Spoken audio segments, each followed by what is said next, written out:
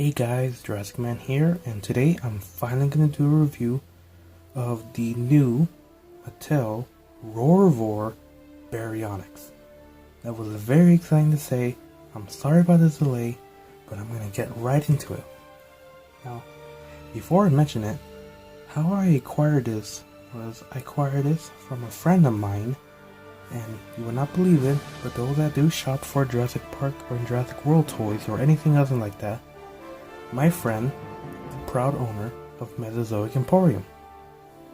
Now we've been friends for at least almost 2 years now, and while they were going out, they managed to get some of the Roarivores, and so I acquired one of them. It wasn't cheap, but spending a bit extra over 15 is alright in my opinion. I mean, how else are some people gonna get these anyways? I mean, look at scalpers. So anyways, before I get started this review, let me start out saying, even though this is my first Mattel toy, it is my favorite at the moment. Mainly because this is my first, and Baryonyx is a very unique dinosaur itself. Now before I talk about the figure, let's get right into the box. Now the box itself is something everyone's already seen. The new box for the new Jurassic World series is this very nice classic 93 look. It has what looks like to be the sunset, but actually it's a nighttime with a burning volcano in the background, as you can see right there. This is the Roarivore logo. This is telling you or indicating you that this dinosaur makes sound. Now, this nice design is very unique because I've seen a lot of people go over it, but actually this is supposed to be those cages that they put in the dinosaurs in the movie and in the Lost World. Look at the side right here, you can see more of that cave evidence I'm talking about. Here's the bars right here, this metal frame. Basically, with the figure still in this package, it would have been being transported off the island in these cages looking over the sunset, or in this case the volcano. Let's get right here, Roarivores, and Baryonyx. Got the new Jurassic World logo right here. You can also have it on the top, on this side, let's see the bottom, and on this side. And then we have the new main character. Instead of a T-Rex, a Spinosaurus, we actually get something new this time. It is Owen and Blue, which I'm pretty sure are going to be the main focus of the movie, considering why the T-Rex is not in here, because yeah. But the Legacy Collection does have the T-Rex in there. I'll put a picture right here. The T-Rex is very similar to that of the Jurassic World one from the previous movie, those promotional images.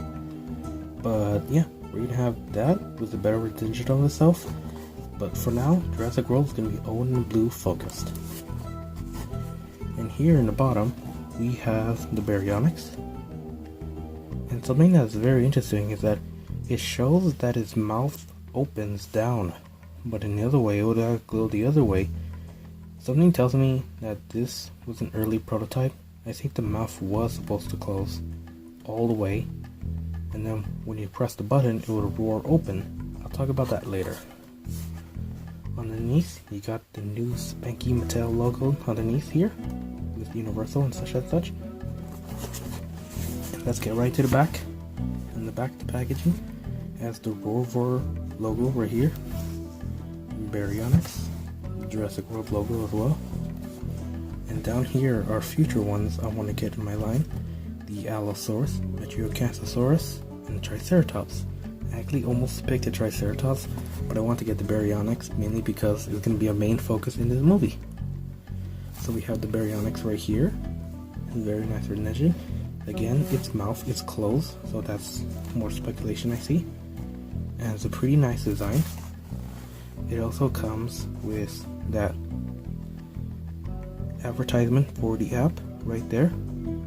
Basically, you scan the bottom of the feet and you get it in your app.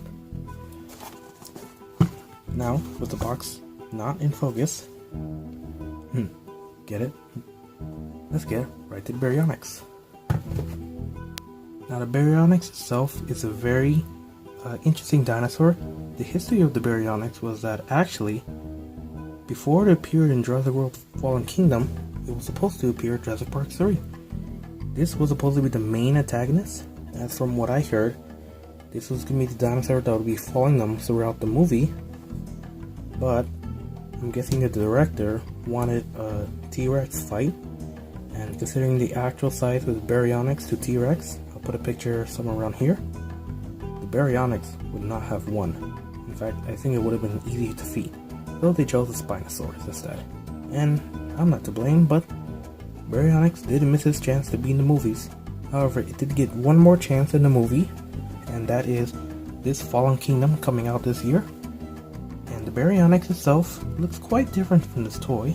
From what I believe, they didn't get the sculpt and model of the new Baryonyx, so they had to find a stock image or just an image of Baryonyx itself. And so we got this version of Baryonyx. But then again, I could be wrong. People say it's camera angles. I'm just gonna say it is new sculpt, because since when has the Jurassic Park dinosaurs ever looked like the actual thing? Now before I start reviewing, let's go right into one little detail here. It's speaker. I just want to point this out, that this is possibly the grossest speaker box I've ever seen, and I'll get to that in a little bit. Now the scaling and texturing on this guy is unbelievable. Look at all these little details, all these little wrinkles, and all the individual scale. You even have the crocodilian osteoderms, that's what you call them, all the way running down from the base of his tail to the back of his head. And the head sculpt itself is pretty cool as well. As you can see, it's pretty accurate to Baryonyx itself. The mouth is also painted, sorry about that, and it's got a little tongue. There's an unpainted part way in the back right there. Well, I don't mind. And then, very interesting, the little webbing in the gap of the mouth is not painted, and that bugs me a bit, because most of the dinosaurs, especially the Roarivores, have painted tongues. But it does, contrary with this nice metallic blue that it has at the top of his head, and that iconic Spinosaur gash right here, or huge hump, I don't know what you call it. Anyways, like I said before, sculpting on this is very great, and the coloring on this is very unique too. It has this nice, I'm gonna guess beige, dark beige brown with a dark navy blue, and especially with his teeth and the eyes have a very similar coloration, and of course this metallic blue on top here. Now let's get right to the bottom. As everyone knows, there is a Jurassic Park logo on that. It doesn't want to focus now, but as you can see. And there's the barcode. It may not focus very well, but anyone who tries to get that, you can have it right now. Just pause the video. And there's a new Jurassic Park logo, and I like it down here because I'm not a Kenner fan. I mean, I am a Kenner fan, but one thing I was not a fan of was having the JP logo right on the side of the leg. It looked out of place. This looks more real. Now, if you all noticed that paid attention, there's no batteries inside, and I took them out because they are the loudest thing I have ever heard in my life. They're the loudest toy I have currently right now, and that's very funny. So yeah, what you would do is that you would push this down and the dinosaur would roar. However, when you push it down, it did not roar like that, it roared like this. But yeah, the speaker box comes down here with this very gross phobia looking speaker. Eesh. And it comes with a battery compartment. You put it right here, and like the old ones, it uses 3 batteries instead of 2 like the new Jurassic World ones. Or should I say, previous Jurassic World ones. Now for those of you that want to hear the sounds, you can hear them right here, and it'll just be a little while, but there are 5 sounds as I counted, so you can hear them right here.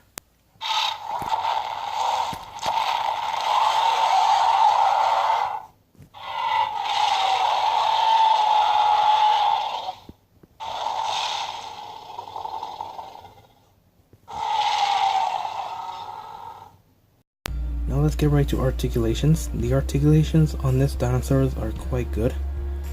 Unlike most previous toy lines, the articulations are very unique because instead of just going one way or another, they could go in different angles, such as the arm.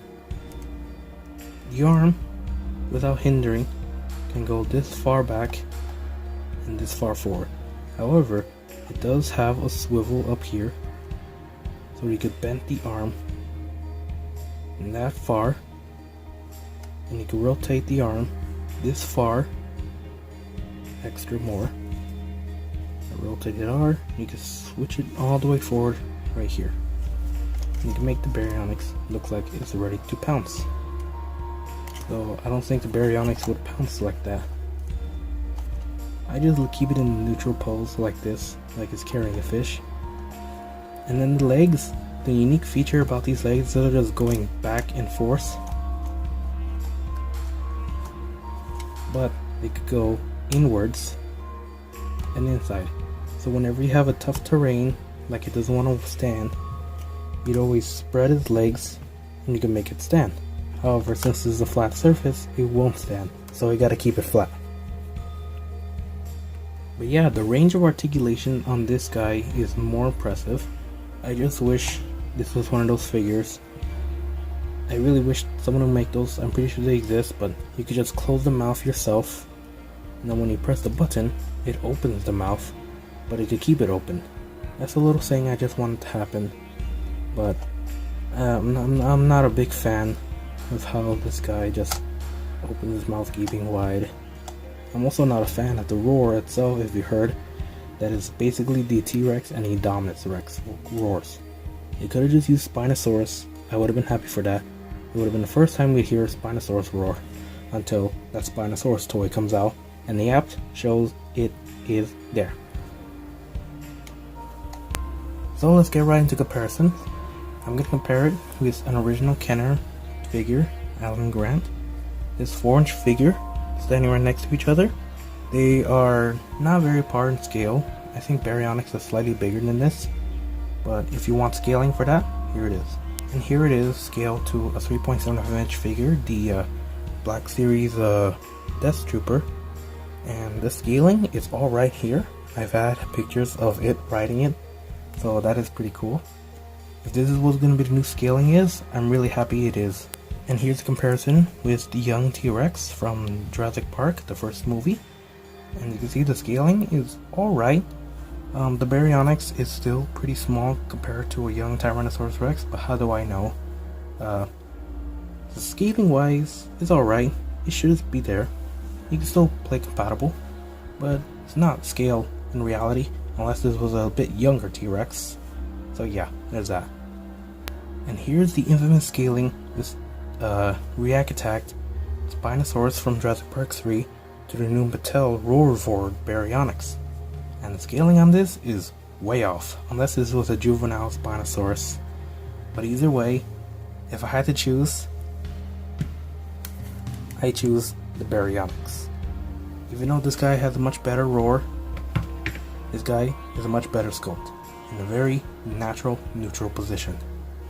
So, I hope you guys like this review. Remember to like, comment, and subscribe, and I'll see you guys next time. Peace.